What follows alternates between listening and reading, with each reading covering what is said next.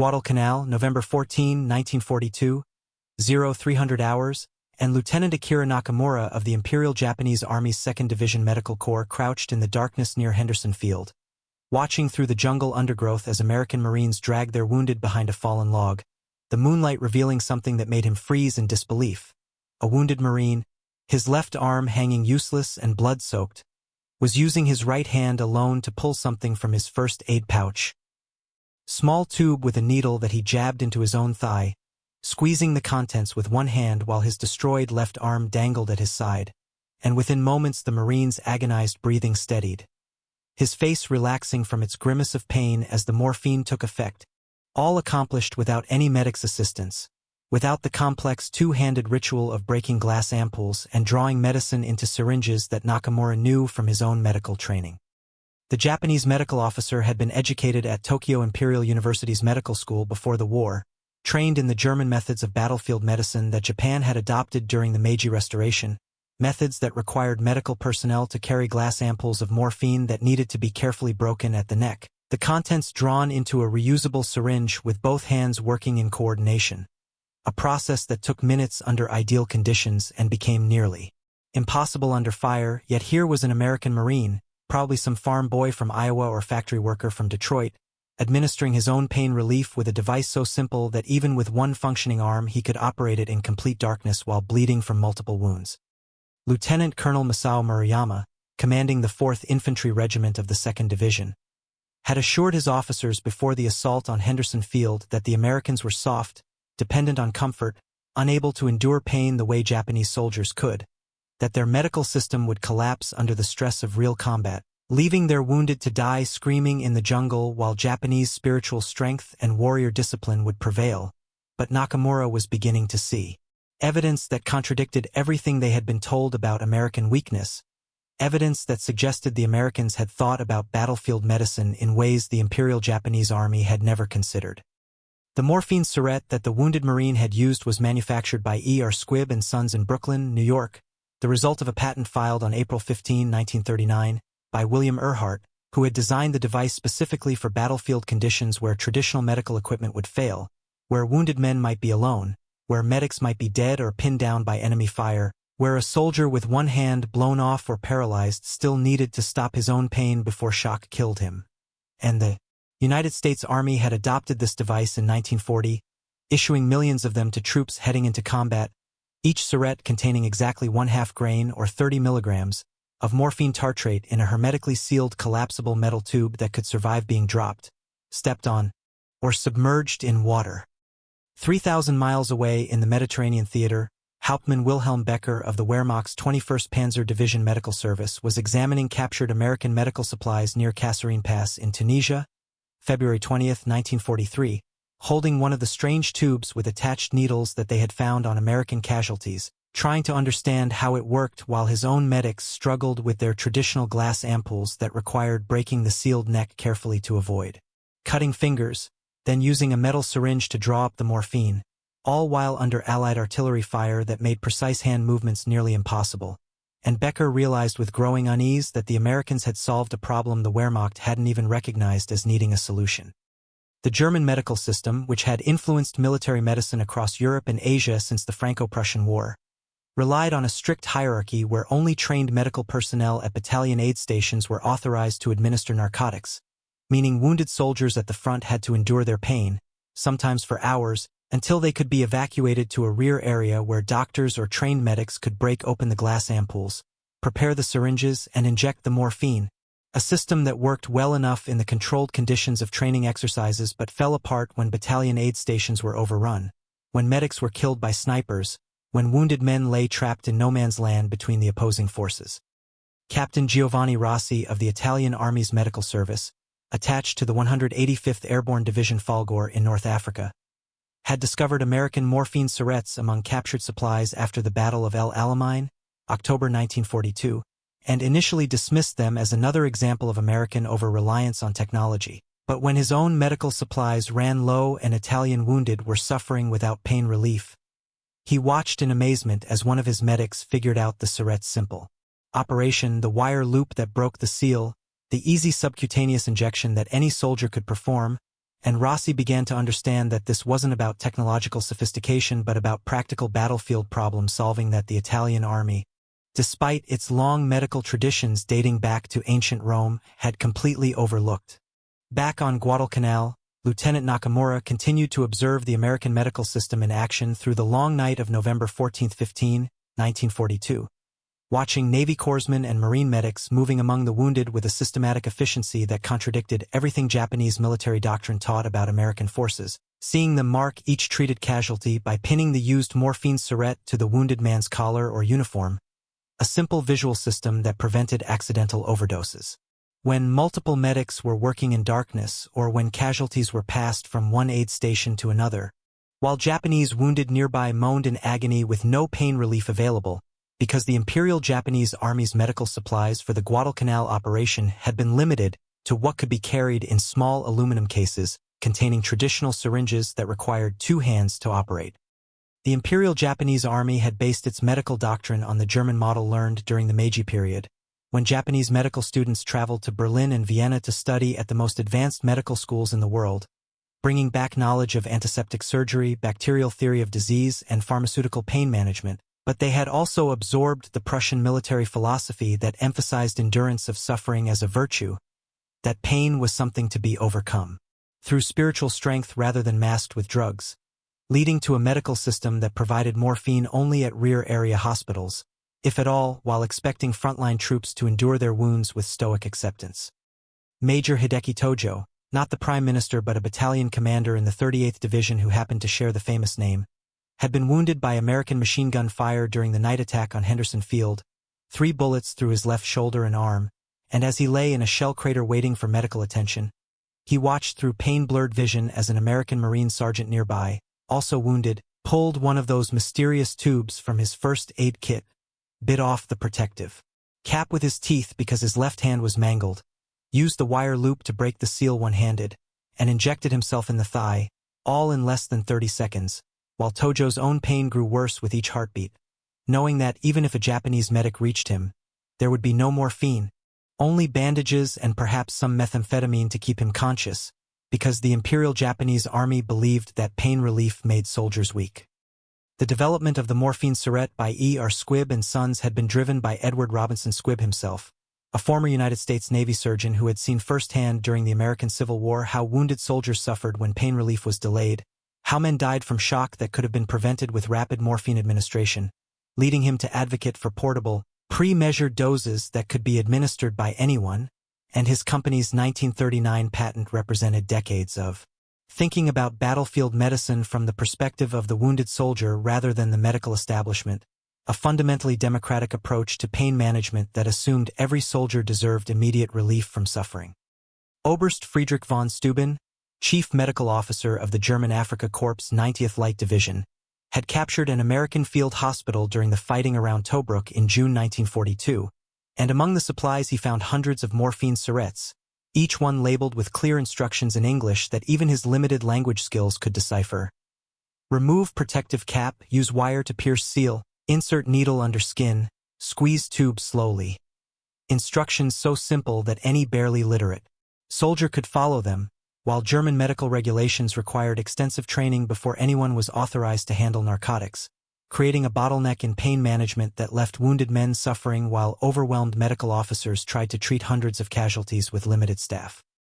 The Japanese military medical system in 1942 included approximately 5,000 doctors and 20,000 medics for an army of over 2 million men, a ratio that seemed adequate on paper but failed to account for the realities of Pacific Island warfare, where medical units were often separated from combat forces by ocean distances, where supplies had to compete for limited shipping space with ammunition and food, where the jungle environment destroyed medical supplies faster than they could be replaced, and where American air and naval superiority made medical evacuation nearly impossible, leaving Japanese wounded to suffer without even basic pain relief while watching American casualties receive immediate morphine from those ingenious single-use devices.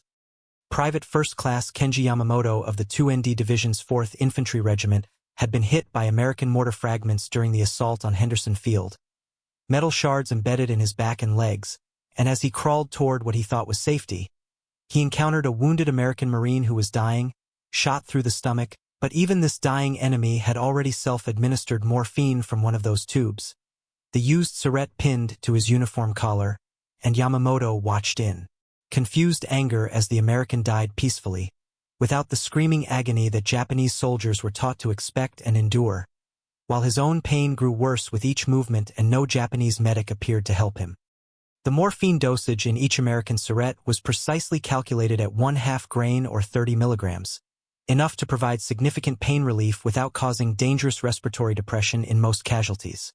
A standardization that Japanese military medicine had never achieved, with different units carrying different concentrations of morphine when they carried it at all, leading to confusion and occasional overdoses when medical personnel tried to calculate dosages under fire. While the American system removed all guesswork, 1 syrette equals 1 dose, simple enough that a wounded soldier in shock could still understand and implement it correctly.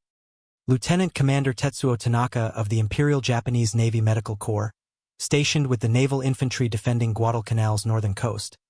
had been educated at Johns Hopkins Medical School in Baltimore before the war, one of many Japanese medical professionals who had studied in America during the 1930s, and he recognized the morphine syrettes immediately when he saw them on American casualties, understanding their significance in a way that his Army counterparts did not, knowing that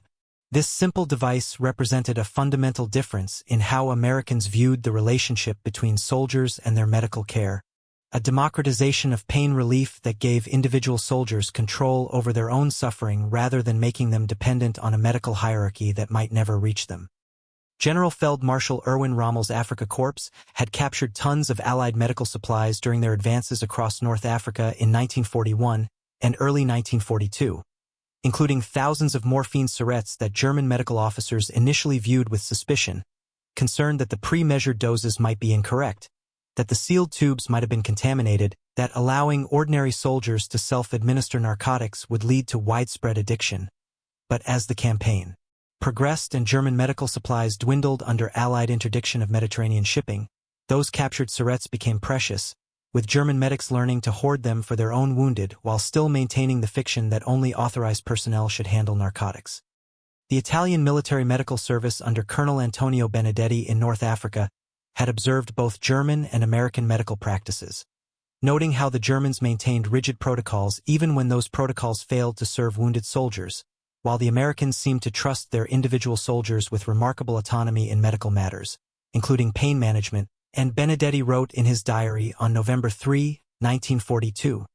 after examining captured American medical supplies, that the Americans have given their common soldiers the power of physicians, trusting them with narcotics that our own doctors guard jealously, and perhaps this trust itself is a form of medicine,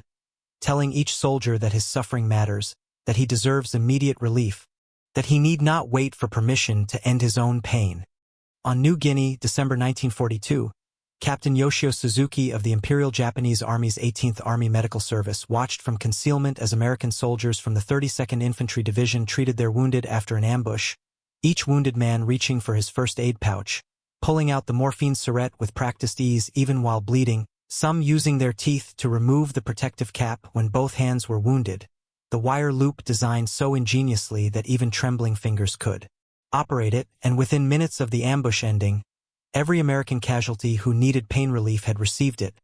self-administered or helped by buddies who had been trained in the syrette's use, while Suzuki's own medical bag contained only traditional syringes and limited morphine in glass ampoules that would take precious minutes to prepare even if he could reach his wounded without being shot by American snipers. The training that American soldiers received on the morphine syrette was remarkably simple, often demonstrated in just minutes during basic training, with medics showing recruits how to remove the protective cap, use the wire loop to break the seal, insert the needle at a shallow angle under the skin, and slowly squeeze the tube to inject the morphine, then pin the used syrette to the casualty's collar to prevent overdose, a process so straightforward that even soldiers with no medical background could master it, while Japanese medical training required months of specialized instruction before anyone was allowed to handle narcotics, creating a critical gap between the need for pain relief and the ability to provide it.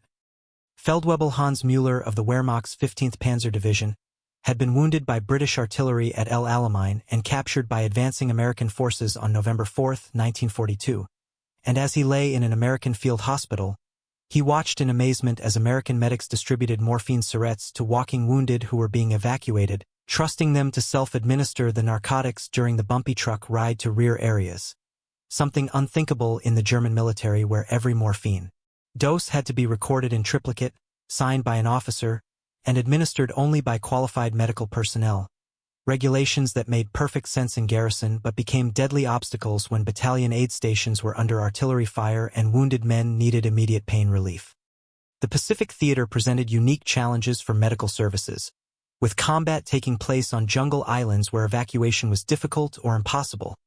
where tropical diseases killed more men than enemy bullets, where medical supplies deteriorated rapidly in the heat and humidity, and where Japanese forces often targeted medical personnel, despite the Geneva Convention protections that were supposed to make medics non-combatants, forcing American Navy corpsmen to abandon their Red Cross armbands and carry weapons for self-defense. Yet even under these conditions, the morphine syrette system continued to function, giving individual Marines and soldiers the ability to manage their own pain even when no medic could reach them. Lieutenant Hiroshi Yamada of the Imperial Japanese Army's 229th Infantry Regiment on Guadalcanal wrote in his diary on December 10, 1942, before his death in combat 3 days later, that the Americans have medical supplies we can only dream of, including morphine in individual doses that soldiers carry themselves, while our wounded must endure their agony with only the comfort of knowing they suffer for the Emperor. A diary that was later captured by Marines and translated, providing insight into Japanese perspectives on American medical capabilities that contradicted the propaganda about American softness and inability to endure hardship. The manufacture of morphine syrettes by E.R. Squibb and Sons reached massive scales by 1943, with the Brooklyn factory producing over 10 million units annually, each one individually tested for sterility and proper dosage, packaged in waterproof containers that could survive immersion in seawater or burial in mud, distributed through a logistics chain that ensured every American soldier entering combat had access to immediate pain relief, while Axis powers struggled to maintain even basic medical supplies under the pressure of Allied bombing and naval blockades, creating a growing disparity in the ability to treat wounded soldiers that affected morale as much as tactical capability. Major Giuseppe Lombardi of the Italian Army Medical Service in Sicily, July 1943, treated both Italian and American wounded after the Allied invasion, noting in his official report that American casualties consistently showed lower rates of death from shock, which he attributed to the rapid administration of morphine through their Syrette system, while Italian wounded who had to wait for medical personnel to prepare traditional morphine injections often deteriorated from treatable wounds into irreversible shock, leading him to recommend that Italy adopt a similar system, a recommendation that was never implemented before Italy switched sides in September 1943. The Battle of Tarawa in November 1943 provided a stark demonstration of the morphine syrette's value, as Marines wading through chest-deep water under Japanese machine gun fire suffered massive casualties, many wounded multiple times before reaching the beach.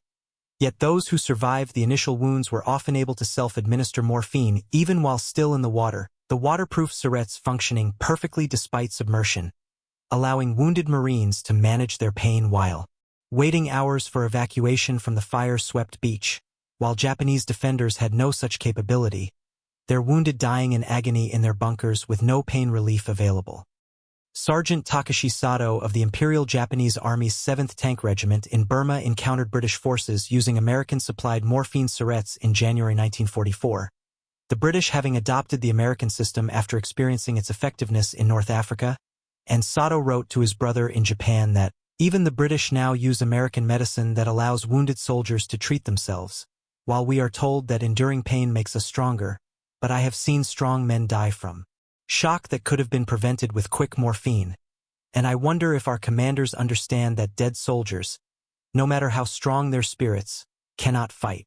The German medical establishment had actually considered developing something similar to the morphine syrette in the 1930s, with physicians at the Kaiser Wilhelm Institute proposing pre-loaded single-dose injectors for battlefield use. But the proposal was rejected by Wehrmacht medical authorities who believed that allowing ordinary soldiers access to narcotics would undermine military discipline, lead to widespread addiction, and remove the medical corps' monopoly on pain management concerns. That seemed reasonable in peacetime but proved disastrous when the Eastern Front's massive casualties overwhelmed the traditional medical system. leaving hundreds of thousands of German wounded to suffer without adequate pain relief.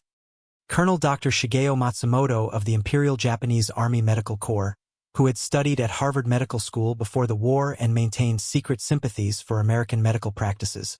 conducted an unofficial study of captured American medical supplies on Saipan in June 1944, carefully documenting the Morphine Syrettes system and writing a report recommending that Japan develop something similar. But his report was suppressed by superior officers who considered it defeatist to suggest that Japan should copy American methods, even as Japanese casualties mounted and medical supplies dwindled, forcing Japanese medics to tell wounded soldiers to endure for the emperor, while knowing that American enemies received immediate pain relief. The Morphine Syrettes wire loop seal braking mechanism was ingeniously simple, requiring only a pulling motion that could be accomplished with one hand, teeth, or even by hooking it on equipment and pulling, unlike the careful two-handed operation required to break a glass ampoule's neck without shattering it. Draw morphine into a syringe without introducing air bubbles, and inject it intramuscularly or subcutaneously, a process that required steady hands, good lighting, and at least minimal medical training, none of which were reliably available on a battlefield where wounded men might be alone in darkness, rain, or under enemy fire.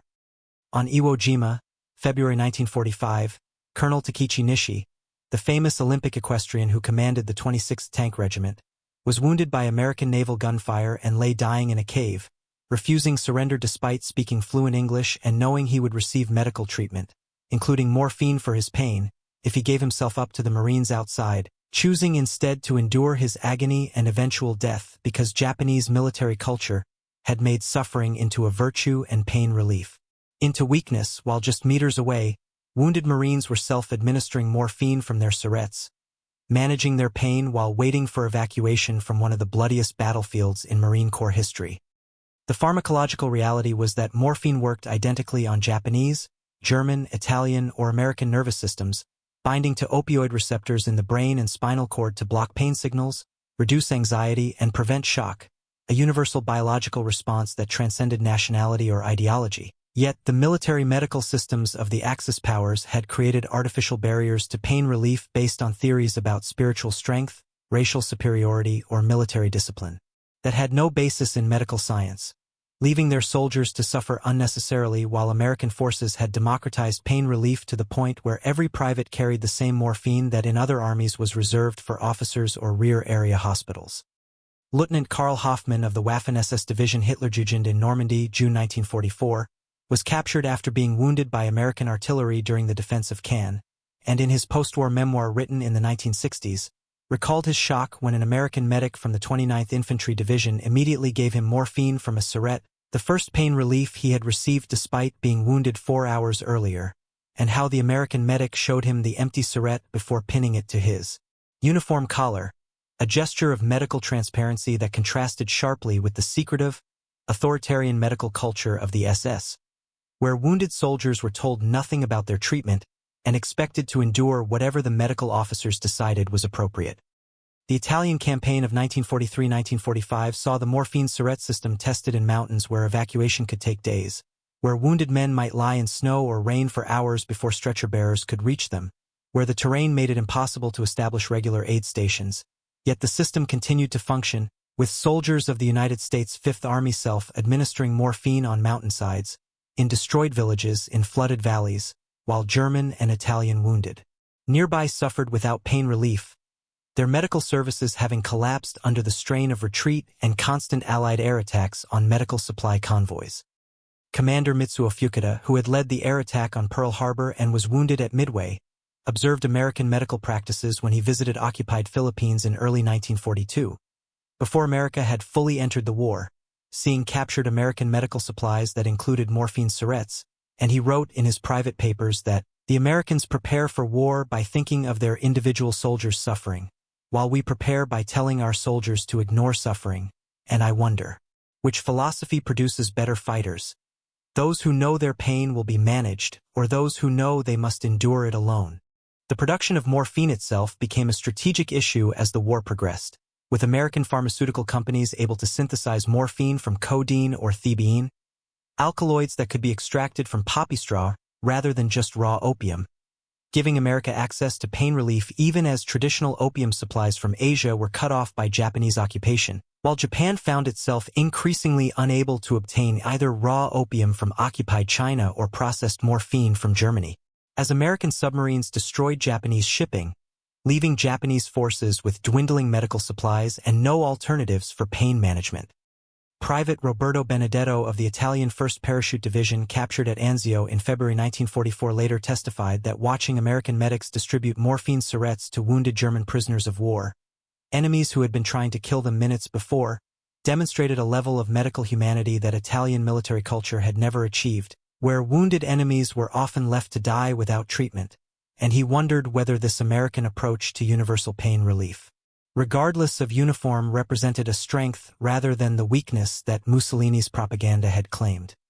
The Battle of Okinawa in April-June 1945 became the ultimate test of competing medical philosophies, with American forces suffering 49,000 casualties but maintaining their medical system throughout, wounded Marines and soldiers continuing to self-administer morphine even during the heaviest fighting, while Japanese forces, cut off from resupply and reduced to hiding in caves, had no medical supplies left at all, their wounded dying in agony while listening to American loudspeakers offering medical treatment if they surrendered,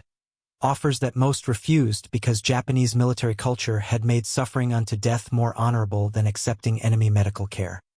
Dr. Tsunsuburo Makiguchi, a Japanese military physician captured on Okinawa who later became a pacifist, testified at his war crimes trial that he had performed mercy killings on Japanese wounded who were suffering without morphine, using grenades to kill men whose pain could not be managed, while knowing that just outside the cave systems where they hid, American forces had abundant morphine syrettes that could have saved those lives.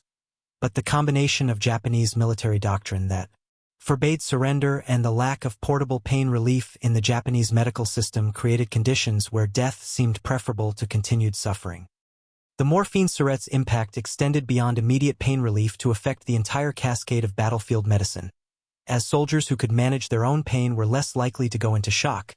more likely to survive until evacuation, and required less intensive care at aid stations, freeing medics to treat other casualties, creating a multiplier effect where one simple innovation improved the entire medical system's efficiency, while Axis medical systems remained bottlenecked at every level, from the lack of frontline pain relief to the overwhelming of aid stations with casualties who could have been stabilized with immediate morphine. Oberstleutnant Heinrich Zimmermann, chief medical officer of the 1st Fallschirmjäger Division at Monte Cassino, Italy, February 1944, wrote in his official after-action report that German paratroopers were unnecessarily dying from shock that could have been prevented with immediate morphine administration, recommending that Germany develop its own version of the American Syrette system, but his report was rejected by Berlin with a note that German soldiers do not require American conveniences to perform their duty, a response that Zimmermann privately called criminal negligence disguised as ideology. The racial attitudes of Imperial Japan created additional barriers to adopting American medical innovations, with Japanese military authorities arguing that what worked for soft Americans would not be appropriate for spiritually superior Japanese soldiers, that the ability to endure pain without relief was a racial characteristic that distinguished Japanese from their enemies, and that adopting American methods would be an admission of Japanese inferiority, arguments that continued even as Japanese casualties mounted and wounded soldiers died from preventable shock, their suffering justified by theories of racial superiority that had no basis in medical reality. Captain James Bradley of the United States Navy Medical Corps, treating wounded on Iwo Jima in February 1945, noted in his diary that Japanese wounded who were captured and treated often expressed amazement at receiving morphine for their pain, with one English-speaking Japanese officer saying, "We were told Americans would torture prisoners, but you give us the same medicine you give your own men," a revelation that contradicted years of propaganda about American brutality and suggested that the morphine Syrette system represented not just medical innovation but a different conception of human dignity that extended even to enemies. The German Medical Corps on the Eastern Front faced particular challenges as the war turned against them after Stalingrad, with medical supplies prioritized for combat units while medical units themselves received lower priority, creating situations where German medics had no morphine at all while combat soldiers carried captured American Syrettes taken from Lend-Lease supplies to the Soviets, leading to the ironic situation where German infantry were better supplied with pain relief than German medical personnel, a complete inversion of the traditional medical hierarchy that Wehrmacht regulations had tried to maintain.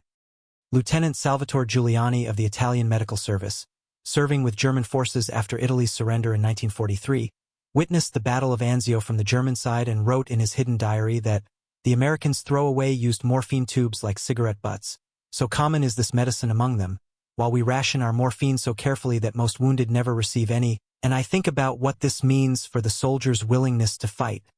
knowing that their suffering will be managed versus knowing that wounds mean agony until death or distant hospitals.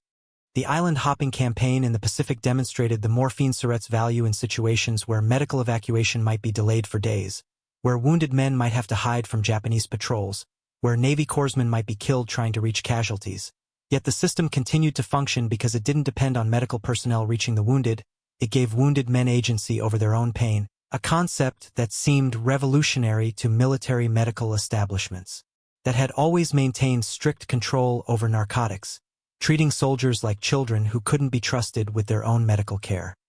Major Yoshida Kenichi of the Imperial Japanese Army, wounded and captured at Leyte Gulf in October 1944,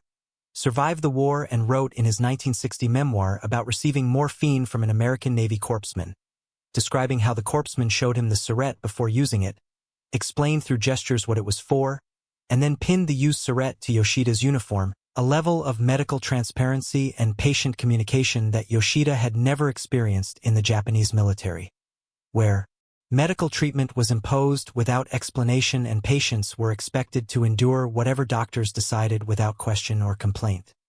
The morphine syrette system represented American industrial capacity as much as medical innovation, with E.R. Squibb and Sons producing millions of units using assembly line techniques adapted from automobile manufacturing, each syrette identical in dosage and operation, quality controlled to pharmaceutical standards, and distributed through a military logistics system that could deliver them to frontline units anywhere in the world, while Axis powers struggled with artisanal production of medical supplies, each batch slightly different, quality varying with available materials, and distribution constantly disrupted by Allied interdiction of supply lines. Feldmarschall Albert Kesselring, commanding German forces in Italy, mentioned in his post-war memoirs that the American ability to provide immediate medical care to wounded soldiers, including pain relief through the morphine syrette system, contributed to American tactical flexibility, as commanders could take risks knowing that wounded soldiers would receive immediate care, while German commanders had to factor in the medical system's limitations when planning operations, avoiding actions that might produce casualties beyond the medical corps' ability to manage, a constraint that became increasingly severe as the war progressed and German medical supplies dwindled. The cultural impact of the morphine syrette extended beyond its medical benefits to affect soldier morale and unit cohesion, as American troops knew that if wounded, they would receive immediate pain relief either from their own syrettes or from buddies trained in their use, creating a sense of mutual support that strengthened small unit bonds, while Axis soldiers knew that wounds meant suffering until medical personnel might or might not reach them, creating anxiety that affected combat performance even before any shots were fired, a psychological factor that military planners had not anticipated when evaluating medical systems. Colonel Tanaka Shinichi of the Imperial Guard Division, defending Manila in February 1945, observed American medical practices during the urban combat and noted that American soldiers would risk their lives to retrieve wounded comrades, knowing they could provide immediate pain relief with morphine syrettes, while Japanese soldiers often abandoned wounded comrades who would only suffer without any possible relief, a difference that Tanaka privately attributed not to courage or cowardice but to the practical reality that American wounded could be helped while Japanese wounded could only endure, making rescue efforts seem futile. The morphine syrettes design included subtle features that demonstrated deep thinking about battlefield realities, such as the wire loop guard that prevented accidental needle sticks during the chaos of combat, the flexible tube that wouldn't shatter like glass if dropped or stepped on, the pre-attached needle that eliminated the need to assemble components with shaking hands, and the collar pin instruction that created a visual medical record that could be read instantly even by medics who didn't speak the same language as the casualty, features that seemed obvious in retrospect but represented innovations that traditional military medical establishments had never considered. General Lieutenant Hans Speidel, Rommel's chief of staff in Normandy, wrote after the war that the American medical system, particularly the morphine syrette, represented democratized medicine that gave individual soldiers capabilities that in the Wehrmacht were reserved for the medical corps, and that this philosophical difference extended throughout American military organization, with individual initiative encouraged rather than suppressed, creating a more flexible and resilient force that could continue functioning even when command structures were disrupted, while German forces depended on rigid hierarchies that failed when key personnel were killed or captured. The Japanese military medical system's failure to provide adequate pain relief became a factor in the breakdown of discipline in the final year of the war, with wounded soldiers sometimes killing themselves rather than endure untreated pain, others turning to methamphetamine not for its stimulant effects but as a desperate attempt to mask pain, and some even seeking capture by Americans specifically to receive medical treatment, behaviors that would have been unthinkable earlier in the war but became increasingly common as the contrast between American and Japanese medical capabilities became impossible to ignore. Private First Class Antonio Moretti of the 442nd Regimental Combat Team, the segregated Japanese-American unit fighting in Italy, carried morphine syrettes like any other American soldier, using one on himself when wounded by German machine gun fire at the Gothic Line in April 1945, and later reflected on the irony that as a Japanese-American, he had better access to pain relief fighting for America than his cousins in Japan had fighting for the Emperor, a contrast that symbolized the different values placed on individual suffering by American democracy versus Japanese militarism. The morphine syrette influenced post-war medical developments in unexpected ways, as returning veterans who had experienced immediate pain relief on battlefields demanded similar treatment in civilian hospitals, leading to changes in American medical practice that emphasized rapid pain management, while in defeated Axis nations, the contrast between their wartime suffering and American medical abundance contributed to post-war medical reforms, with Germany and Japan eventually adopting emergency medical systems that incorporated lessons learned from the American morphine syrette, though neither country publicly acknowledged this influence for decades. Admiral Somu Toyoda, chief of the Imperial Japanese Navy General Staff, admitted in private conversations after Japan's surrender that the American medical system, particularly their ability to provide immediate pain relief to wounded sailors after naval battles, had contributed to the United States Navy's ability to maintain experienced crews, as wounded sailors who received prompt treatment including morphine were more likely to return to duty, while Japanese sailors who survived their wounds often remained permanently traumatized by untreated pain, reducing the Imperial Navy's pool of experienced personnel as the war progressed. The morphine syrette system required trust between military leadership and individual soldiers, trust that soldiers wouldn't abuse narcotics, wouldn't self-administer morphine for minor injuries, wouldn't trade or sell their syrettes, and would follow the simple instructions for proper use, a level of trust that authoritarian military systems found impossible to grant, viewing soldiers as requiring constant supervision and control, while American military culture, despite its own hierarchies and disciplines, maintained a fundamental belief in the individual soldier's judgment that made innovations like the morphine syrette possible.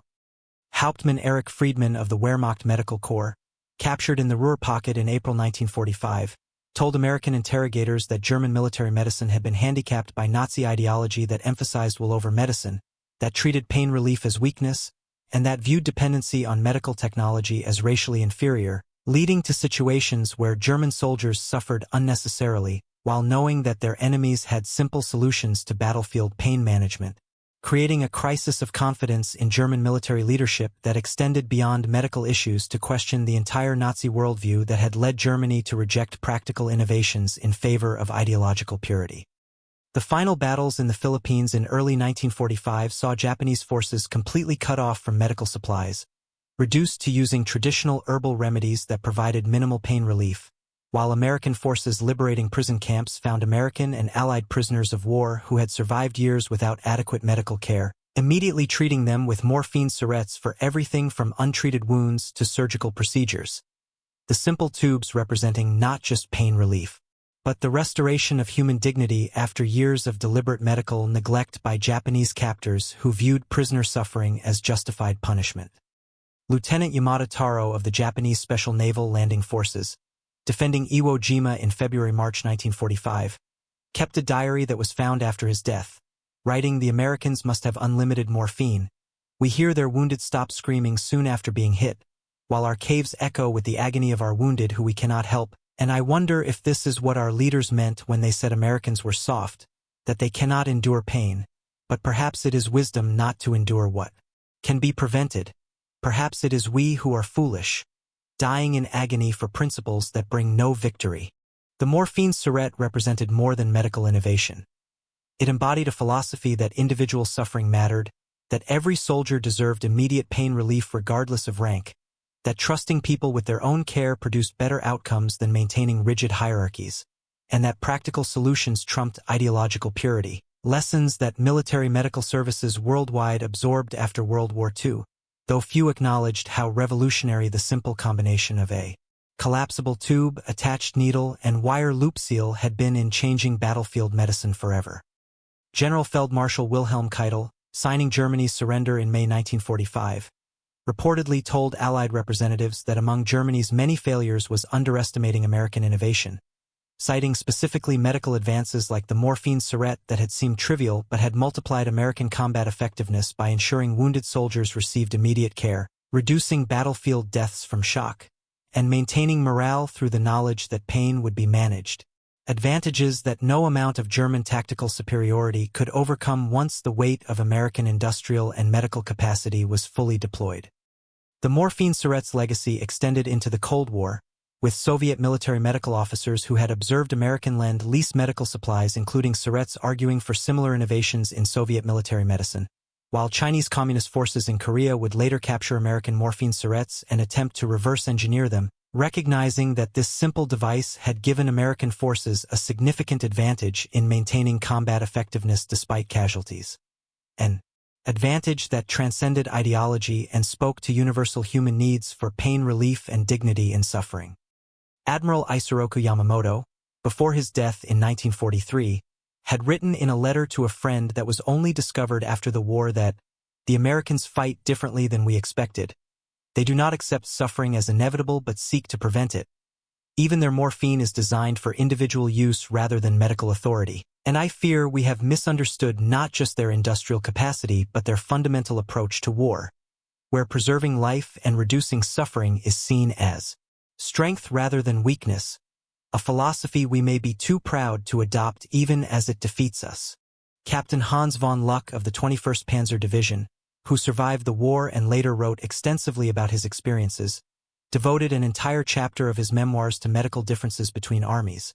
noting that the morphine syrette symbolized a broader American approach to warfare that prioritized practical solutions over theoretical doctrine, individual initiative over hierarchical control, and humanitarian concerns alongside military necessity, creating a military culture that could innovate rapidly in response to battlefield realities while Axis forces remained constrained by rigid ideologies that prevented them from adopting obviously superior methods even when the evidence was dying in front of them. The morphine syrette continued to be used by American forces through Korea and into Vietnam, its basic design unchanged from the 1940 patent, proving that E.R. Squibb and Sons had created something nearly perfect for its intended purpose. A battlefield pain management system that required no improvement because it had been designed from the beginning with deep understanding of what wounded soldiers actually needed, not what medical authorities thought they should have, a distinction that had eluded military medical services for centuries until American industrial pragmatism combined with pharmaceutical innovation to produce a solution so simple that enemies who captured it couldn't believe it was real. In the final analysis, the morphine syrette represented American military medicine's greatest innovation not because it was technologically advanced but because it was philosophically revolutionary, trusting individual soldiers with narcotics, designing for one-handed operation, assuming that wounded men deserved immediate relief, and creating a system that functioned regardless of whether medical personnel survived or command structures remained intact, principles that seemed dangerous to authoritarian military systems but proved devastatingly effective in maintaining American combat power despite casualties that would have destroyed armies dependent on traditional medical hierarchies. The last Japanese soldier to surrender, Lieutenant Hiro Onoda in the Philippines in 1974, carried medical supplies that hadn't changed since 1942, including glass ampoules requiring two-handed operation, while American forces by then had advanced to auto-injectors and other innovations.